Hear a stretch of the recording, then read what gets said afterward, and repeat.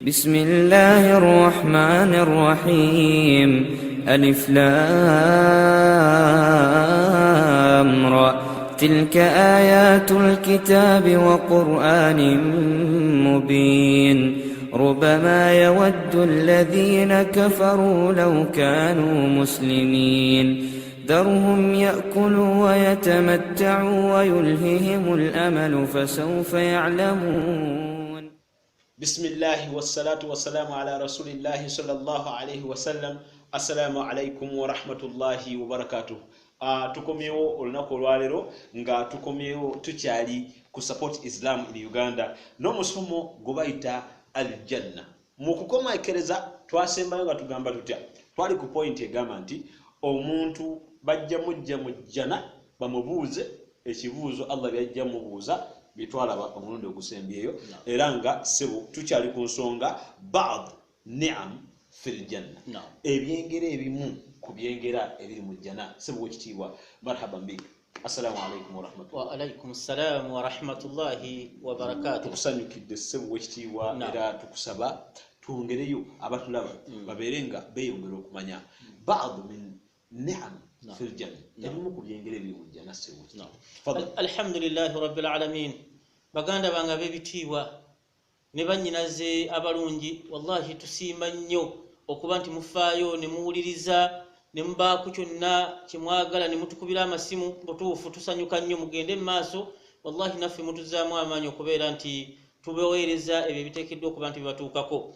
Nga muganda wange bwagambibwa ekitiibwa Fadila nti tuli kujjana, butuufu omuntu yalibadde akola nga bw'olina enniya nti okakasa bulungi nti ojja kufa, kakasa nti ejjana gyeri. kituufu.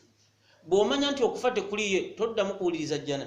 Gwe bw'omanya nti okufa tekuliyo ng'oli mukakafu tojja kufa era tolabanga kwafa, byejjana bigira eki biveeko. Naye bw'okakasa nti okufa gyekuli n'abafa wali obalabyeko, vaayo okolerera ejjana. Kubanga gy'olaga waliyo amakaaga. Nabbi agamba sallallahu alaihi wasallam, twagala kwogera bwogezi. Hadisi inda Ibn Majah anna nabiyya sallallahu alaihi wasallam qala ma minkum min ahadin, teriyo muntu muffe bali ku nsi illa walahu manzilani, alina amakaaga abiri.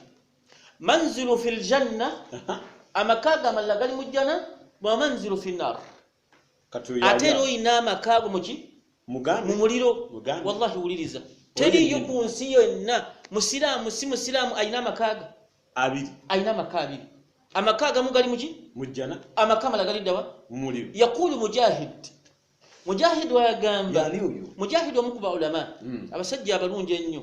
Mujahid wayagamba ti wa amma almu'minu, naye ye omukkiriza kulla yawmin yahdimu manzilahu fi nnar, ye buli wakeera amenya agali mu muliro, agenda okufa nga agamazeewo. Agamenya atya? Agamenya ng'aleka Allah byagira ki byeyamugamba. Wayabuni manzilahu, ate n'azimba amakaaga fil janna kulla yawmin, n'azimba n'akola atya? N'asaala eswala mu biseera, n'awaayo, neyeeyisa bulungi, n'ayogera bulungi, n'atuula wano n'awuliriza ebigambo byani, so si kuteeka buteesi bugundi buzindaalo mu matu n'awulira music n'azina ng'omulalu. Omulalu tewali ayimba naye ng'azina, nawe olaba muntu okuzina nobuuza ki ekimuzinya. Ebyo n'abireka lillahi jalla wa ala, aba amenya eki amakaaga agali mu muliro, olwo ng'azimbye agali ddawa. Hadisi ya Nabi sallallahu alaihi wasallam gaba geeyongera bunene ag'omujjana bw'aleka, ate gano gaba gamenyeka bumenyesi buli muntu yenna. Hadisi bwe twetegeeza nga hadisi sahih. Kati kitugamba kitukolere ekigambo ki aljanna. Toyina wogenda kulaga imma muliro wa imma aljanna. N'omuliro omuntu akolera mukolerere nga bw'okolerera ejjana, n'ejjana bakolerera nkoli. Oli n'akolerera omuliro n'afaayo nnyo alabe ng'ayingira omuliro, n'omukkiriza afaayo nnyo n'aba ng'alaba ng'ayingira ki ejjana, kubanga yonna ayinayo amaka. Waliyadhu billahi, kubanga tugenda mu maka g'omuliro. Kati aljanna bwetu bwefaanagana, byengera na kulya. Tugambye Allah agenda kubuuza omuntu manzila, amakaago gasisinkanya otya? Wallahi omuntu agaye nga takyalina kyasaba. Bekuba kulya, bebaba bakazi, bekuba ennyumba manyi bwefaanagana. La ilaha illa Allah. Qala an-nabiy sallallahu alaihi wasallam wal hadith kharajahu imam at-Tirmidhi. الحديث أخرجه إمام الترمذي أن النبي صلى الله عليه وسلم قال خلق الله تعالى الجنة الله يتوند الجنة twagala kulaba amakago Allah gayakubuuzizza nti kaifa wajadta manzilaka fil janna ogasisinkanya otya naye makama nibe gali Allahu akbar omusajja agamye talina kyasaba wabula ayagala kufiisibwa ate bongere ku birungi byabadde agira ki naye nga amakago alimu gamanyi Imam Tirmizi atunyumiza ku makago omujjana agamba nti khalaqa Allahu ta'ala aljanna Allah yatonda ejjana bwamala okugitonda labunatan min dhahabin buloka zonna nazi yazimbisa zaki dhahabin gold wa labnata fidda au min fidda ate buloka endala zaki za feza wa mulatuha wano enkokoto gye bazimbisa okuyunga eno n'eno miskul janna buwowo enkokoto okuzinga okugatta buloka wano wakati wano miskul janna Allah bazimbisaawo buwowo bwaki bwe twagambye nti oyagala okukawulira otandikira 40 ama emyaka 40 otandise okuwulira akawuka omujjana wafi riwaya mu njogera endala nti yashummuha omuntu akawulira wahiya fi dunya olwaliro waliwo abakawulira nga betwala mu kisa aliwo n'akawulira akawuka omujjana naye olwaliro agambye nti Allah yatonda ejjana n'agitondesa labnatan nga buloka zaayo min fidda wa labnata min dhahabi Allahu akbar gold pure gold ono wokunsobo omujjana fil janna owejjana kubanga ebyomujjana byonna mala ayinu ra'at amaso tegabirabanga kwata bukwasi otegeeza jjana gold ono gwe tulina ku nsi gwe batwala ne bazimbisa oba oli ow'omujjana era gwe tutalabangako original ziveri Allah ziveri Allah jalla wa ala ne zikka ku nsi kata tongamba otya kuva ku nsi so nga kilo ya gold kuno ku nsi egulikako Allah tesoboka giramuzeko owulire naye agambye nti buloka gye bazimbisa yaki fedda neki ne gold Allah wakati misk gye bayungisa ebintu ebyo thumma oluvanyuma qalaha au qala laha Allah najigamba nti takallami najigamba nawe yogera ngano omuntu bwe yamutonda namugamba yogera nemjana bwe yamalo gito najigamba nti takallami bako byoyogera ulire ebigambo byeyogera kad aflaha almu'minun biyayogera yagamba nti kad aflaha almu'minun kalam janna min amri rabbi samaa subhanahu wa ta'ala jiragidde naye yagamba nti kad aflaha almu'minun wallahi abakkiriza beesiimye agenda okunyingira mu yeesiimye watakulu wakalat almalaikatu malaika ne zigamba zitya zigamba nti tuuba bannange nga kwesiima tuuba laka manzila almuluk wesiimi gwani gwe bawadde amaka g'abakabaka muluk aljanna abakabaka booli mu ggulu si wano tuuba wesiimye eki ekigambo olwo malayika ze zigamba ejjana emaze okwogera egambye etyo ejjana wakalat aljannatu negamba subhanallah qad aflaha almu'minun wallahi omukkiriza yesiimi nayo yennyini yeekakasako buki obulungi fakaifa la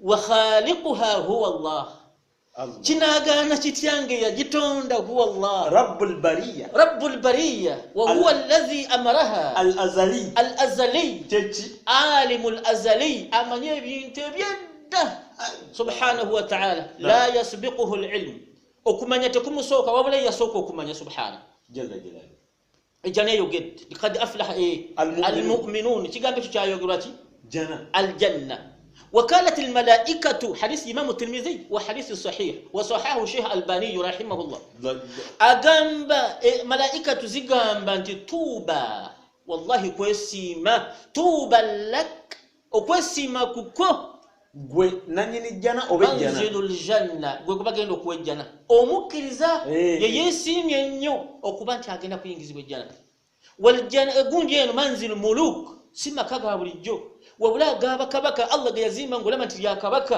ligenda kuba liryo unzuru ejjana seeka bwobogi kyemba nti omwanyinaze muganda wange awulira ejjana n'asigalayo mu kiyungu nasigala ku mulimu n'agaana okukola n'agondera omuntu nti yagambye n'agaana okugondera subhanahu wa ta'ala aba yeri azamanyiza lwaki n'akuba music ng'ate Allah agaana hatta al-kuffar yashhaduna ni'ma al-janna babimanyi min Muhammad sallallahu alayhi wa sallam nga babikakasa okuva kwani ku nabbi sallallahu alayhi wa sallam jaa rajulu min ahli al-kitab hadith Ahmad يجو مسجى من أهل الكتاب اليهودي يجو مسجى تلي مسلم نعم فجاء إلى محمد نجنا قال يا أبا القاسم يا أبا القاسم بالي ما ميتا من يمانج نعم باميتا محمد باميتا من يجابا نبي يوم يهودي يجنا قال يا أبا قاسم